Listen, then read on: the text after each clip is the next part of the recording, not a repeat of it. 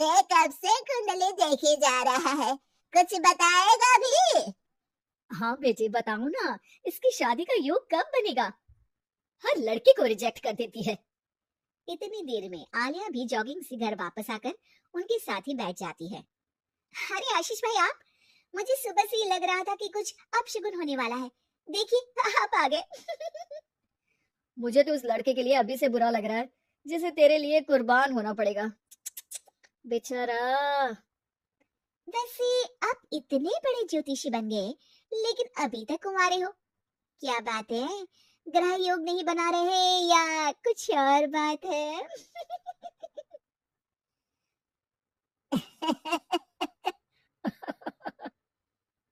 आलिया की इस बात पर वो और उसकी दादी हंसने लगते हैं, जिन्हें इग्नोर करते हुए माँ एक बार फिर उसकी शादी की बात पर आ जाती है। बेटा इसकी बात का बुरा मत मान, तू ये बता कि दिक्कत क्या है? अरे मौसी, सबसे बड़ी दिक्कत तो इसके जिद्दीपन की है, बाकी मंगल भारी है। जिद और स्वाभिमान में फर्क होता है। मेरी पति नेक दिल, सेल्फ इंडिपेंडेंट लड़की है। ऐसे ही कुछ कॉम्प्रोमाइज करके कहीं भी शादी थोड़ी ना कर लेगी। माँ जी आपने ही इसे बिगाड़ कर रखा है। माँ दादी और भाई की नॉन स्टॉप शादी वाली बातें सुनकर आलिया गुस्से में उठ खड़ी होती है। माँ आपको पता है मैं इन सब चीजों पर बिलीव नहीं करती, फिर भी आप लोगों ने मिलकर घर को सर्कस बना दिया है। घर वालों को ये सब सुनाकर आलिया तैयार होती है ऑफिस के लिए निकल जाने को, जहाँ रास्ते में उसे एक छोटी बच्ची फूल बेचते हुए मिलती है। दीदी फूल खरीद लो ना, आज मेरी मम्मी का बर्थडे है। अच्छा कितने के हैं? सिर्फ आपके लिए एक फूल, 20 रुपीज। आलिया उस बच्ची से सारे फूल खरीद कर ऑफिस पहुंचकर उन्हें सब में बांट देती है। क्या बात है, ये फूल किस खुशी में बांटे जा रहे हैं? फूल मिलने से सबके चेहरे पर जो खुशी आई है ना, उसी की समझ लो। चलो काम करते हैं। ऐसे ही आलिया अपने आसपास के लोगों में खुशियां बांटते हुए डेली लाइफ बहुत खुशी से जी रही होती है। दिन बीतते रहते हैं। एक शाम आलिया और उसकी दोस्त आइसक्रीम खरीदने जाती हैं। भैया 2 चॉकलेट आइसक्रीम देना।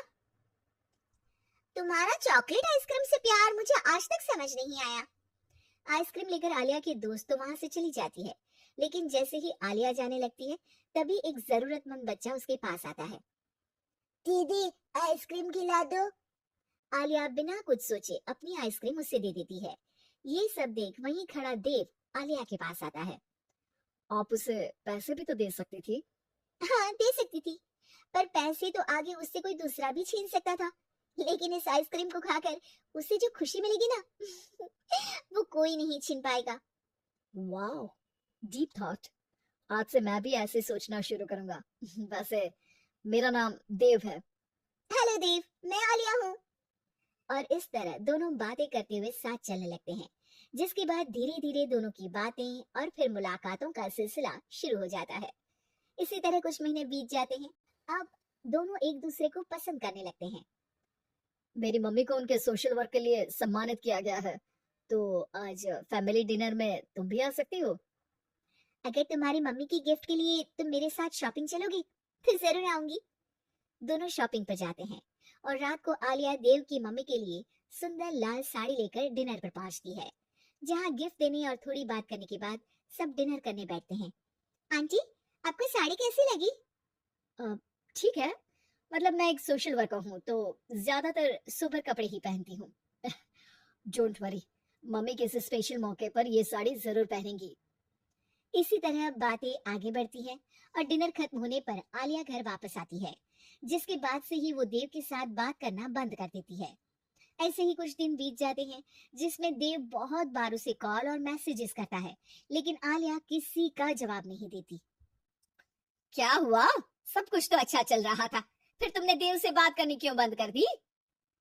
उसकी मम्मी को घर में बहू नहीं, नौकरानी का रिप्लेसमेंट चाहिए, जो मैं नहीं बन सकती। अरे इतनी जिद भी अच्छी नहीं, लड़कियों को थोड़ा कॉम्प्रोमाइज तो करना ही पड़ता है। तुम्हारे लिए देव से ज्यादा सूटेबल लड़का तुम्हें नहीं मिल सकता। माँ उसे ये सब बोल ही रही होती है कि उसके फोन पर मैसेज आता है, जिसे पढ़कर वो तुरंत घर से निकलकर हॉस्पिटल पहुंचती है, जहाँ देव अकेला परेशान खड़ा होता है। पर आलिया उसके पास न जाकर एक कमरे में जाती है और कुछ देर बाद बाहर निकलकर घर वापस आ जाती है। इसके कुछ दिनों बाद देव और उसकी मम्मी आलिया के घर आते हैं।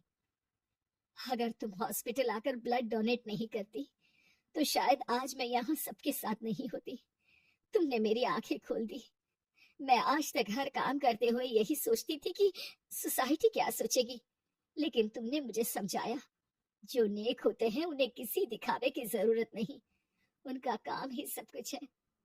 आंटी, अगर देव ग्रुप चैट में ब्लड नीडेड का मैसेज नहीं डालता तो मुझे पता भी नहीं चलता। वो तो ठीक है, तुमने साड़ी नोटिस की, स्पेशल मौका।